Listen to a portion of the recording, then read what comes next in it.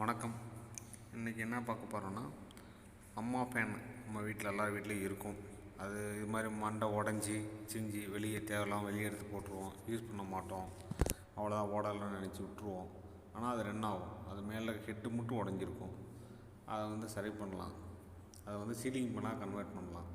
அதுக்கு என்ன பண்ணோன்னா, கீழே இது மாதிரி ஸ்க்ரூவை போட்டிருப்பாங்க. அந்த ஸ்க்ரூவெல்லாம் கழட்டி ரிமூவ் பண்ணிவிட்டு இப்போ காமிக்கிறேன் பாருங்கள். இதுக்கு பேர் ரெகுலேட்டர். இந்த ரெகுலேட்டரையும் கழட்டி அது ஒரு 4 வயர் வரும். இந்த 4 வயர் ஃபீடை கண்ட்ரோல் பண்ணுறதுக்கு 4 வயர் வரும். அது 1 மீட்ரு 3 ஃபேஸு. அது ரிஜிஸ்ட்ரேஷன் விலையை கொடுத்து அதை கண்ட்ரோல் பண்ணிப்பாங்க. அதை நான் பின்னாடி பார்ப்போம். முதல் கழட்டி எடுப்போம். மேலே அந்த ஹெட்டை கழட்டுறது, இந்த ஸ்க்ரூவெல்லாம் கழட்டினா ஹெட்டு வந்துடும்.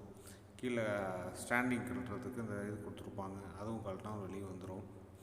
அதுக்கப்புறம் ஒரு 20 mm ராடு எடுத்துக்கிட்டு இது மாதிரி பெண்ட் பண்ணி வச்சுக்கணும். நான் பெண்ட் பண்ணியிருக்கேன் பாருங்கள். அது மாதிரி பெண்ட் பண்ணிக்கணும். ஒரு அளவு இருக்குது. மேலே 50 சென்டிமீட்ரு, கீழே 10 சென்டிமீட்ரு கட் பண்ணி வச்சுக்கணும். கட் பண்ணி இந்த அளவில் இருந்தால் அதை ஃபிக்ஸ் பண்ணுறதுக்கு நல்லா சூட்டபுளாக இருக்கும். இது மாதிரி பைண்டிங் வேர் எடுத்துக்கலாம். பைண்டிங் வேர் எடுத்து இது மாதிரி கட்டிக்கலாம். கிளிப்பும் யூஸ் பண்ணலாம். கிளிப் என்கிட்ட இல்லாதனால அந்த பைண்டிங் வேரை யூஸ் பண்ணி கட்டிக்கிட்டேன். பின்னாடி ஒரு ஹோல்ஸ் போட்டுக்கணும், அந்த கம்பி வெளியே வரதுக்கு. இந்த ஹோல்ஸ் போட்டுட்டு செஞ்சுட்டு அந்த கம்பி இதுக்குள்ளே விட்டுட்டு மேலே சீலிங் பண்ண மாட்டிக்கலாம். மேலே அந்த கம்பி கொடுத்துருப்பாங்க, அந்த ஊக்கில் மாட்டிக்கிட்டு இது மாதிரி அந்த ரெக்கையை மாட்டிட்டா அந்த ஃபீடு கண்ட்ரோலில் ஒரு வயரை அறுத்து இதில் கண்ட்ரோல் பண்ணி கொடுத்துட்டா நம்ம சீலிங் பண்ணுற ரெகுலேட்டரையும் யூஸ் பண்ணிக்கலாம். அந்த பின்னாடி இந்த ரெக்கை இந்த வளையத்தை யூஸ் பண்ணாலும் யூஸ் பண்ணிக்கலாம், இல்லாட்டி தேவையில்லாலும் விட்டுருக்கலாம். ஃப்ரெண்டு இந்த வளையத்தை யூஸ் பண்ணலாம் பண்ணலாம், தேவையில்லைன்னா விட்டுடலாம். அதே மாதிரி ஒரு சீலிங் ஃபேனை ஒரு குறுகியான இடத்துல போடுற மாதிரி ஒரு டிஃபிகல்ட்டான ப்ளேஸாக இருந்துச்சு. எங்கிட்ட இருந்தது 1200 mm தான் இருந்தது. அதை என்ன பண்ணலான்னு திங்க் பண்ணும்போது இதையே கட் பண்ணி நம்ம 600 mm சின்ன ஃபேனாக ஆக்கிக்கலாமேன்னு நினச்சேன். அதை கட் பண்ணி யூஸ் பண்ணிக்கிட்டேன்.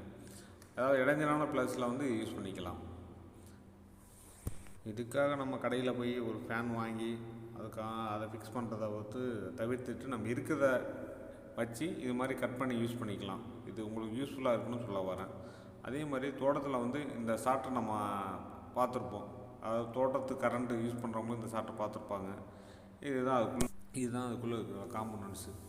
அதாவது உள்ளே இருக்க நாப்பு தேஞ்சிருக்கும். அதை ஒரு டெஸ்ட் லேம்ப் போட்டு டெஸ்ட் பண்ணாவே இந்த எல்இடி, அதாவது இந்த எல்இடி லைட்டு பிளிங்க் ஆச்சுன்னா சாட்ரு போகலன்னு அர்த்தம். இதுக்காக ஒரு எலக்ட்ரிஷியன் என்ன சொல்லுவாங்க, மெக்கானிக் என்ன சொல்லுவாங்க, இதை மாற்றி தான் ஆகணும், சாட்ரு போயிடுச்சுன்னு சொல்லுவாங்க. அது உண்மை இல்லை. அப்புறம் 3 பேஸ் RYBன்னு சொல்லிட்டு கனெக்ட் பண்ணி 3 பேஸ் அதுக்காக 3 எல்இடி பல்ப் போடுறத விட இது மாதிரி ஒரு எல்இடி 3 பேஸ் லேம்பை செட் பண்ணி கொடுத்துட்டா ஈஸியாக வீட்டில் இருக்கிறவங்க ஐடென்டிஃபை பண்ணிப்பாங்க. அதை ஃபிக்ஸ் பண்ணிட்டா அந்த 3 லேம்ப் போட அவசியம் இல்லை. ஏதோ எனக்கு தெரிஞ்ச விஷயத்தை நான் ஷேர் பண்ணிக்கிறேன். தேங்க்யூ.